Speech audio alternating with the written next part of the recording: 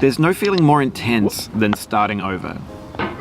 If you deleted your homework the day before it was due, as I have, or if you left your wallet at home and you have to go back after spending an hour in the commute.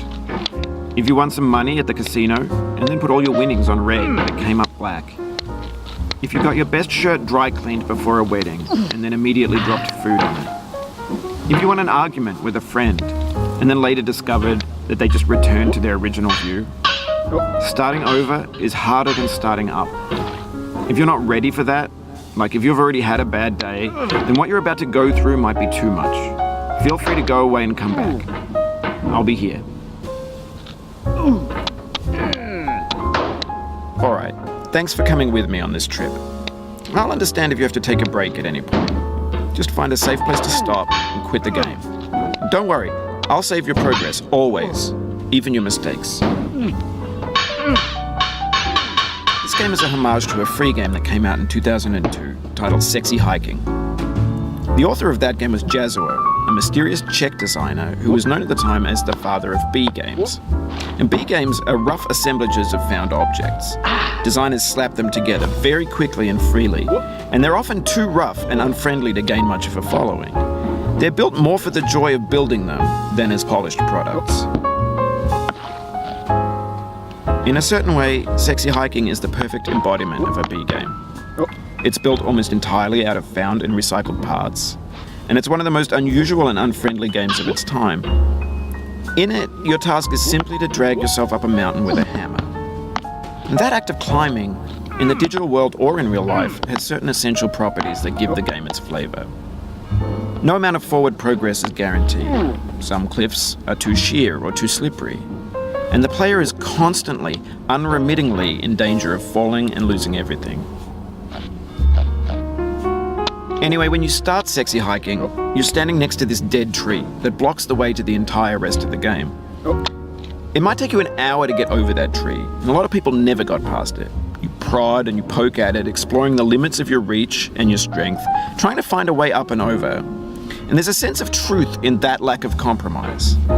Most obstacles in video game worlds are fake. You can be completely confident in your ability to get through them once you have the correct method or the correct equipment or just by spending enough time. In that sense, every pixelated obstacle in Sexy Hiking is real. The obstacles in Sexy Hiking are unyielding, and that makes the game uniquely frustrating. But I'm not sure Jazuo intended to make a frustrating game. The frustration is just essential to the act of climbing, and it's authentic to the process of building a game about climbing. A funny thing happened to me as I was building this mountain. I'd have an idea for a new obstacle, and I'd build it, test it, and it would usually turn out to be unreasonably hard. But I couldn't bring myself to make it easier. It already felt like my inability to get past the new obstacle was my fault as a player rather than as a builder. Imaginary mountains build themselves from our efforts to climb them, and it's our repeated attempts to reach the summit that turns those mountains into something real. When you're building a video game world, you're building with ideas, and that can be like working with quickset cement. You mold your ideas into a certain shape that can be played with, and in the process of playing with them, they begin to harden and set until they're immutable, like rock. And at that point, you can't change the world. Not without breaking it into pieces and starting fresh with new ideas. For years now, people have been predicting that games would soon be made out of prefabricated objects, bought in a store and assembled into a world. And for the most part, that hasn't happened, because the objects in the stores are trash. I don't mean they look bad or that they're badly made, although a lot of them are. I mean they're trash in the way that food becomes trash as soon as you put it in the sink. Things are made to be consumed and used in a certain context, and once the moment is gone, they transform into garbage. In the context of technology, those moments pass by in seconds. Over time, we've poured more and more refuse into this vast digital landfill that we call the internet.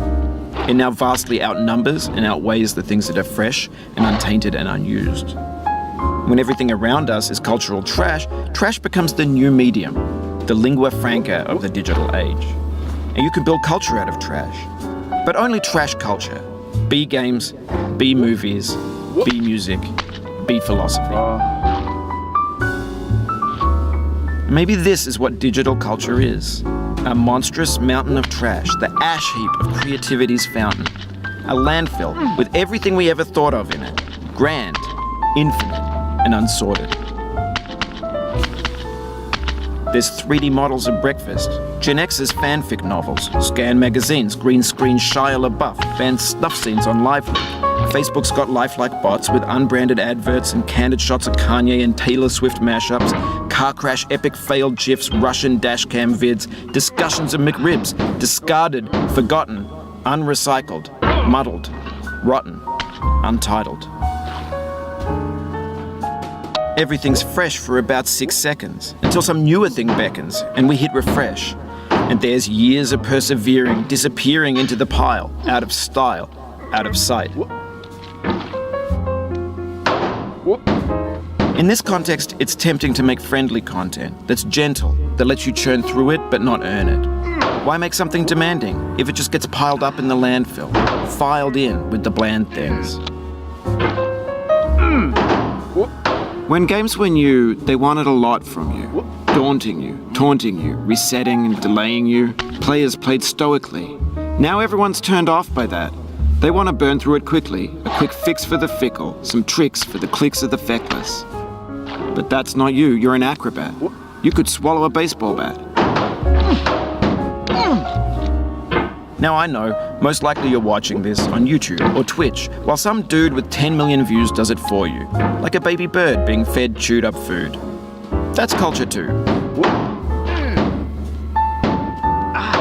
But on the off chance that you're playing this, what I'm saying is, trash is disposable, but maybe it doesn't have to be approachable. What's the feeling like? Are you stressed? I guess you don't hate it if you got this far, feeling frustrated. It's underrated. An orange is sweet juice.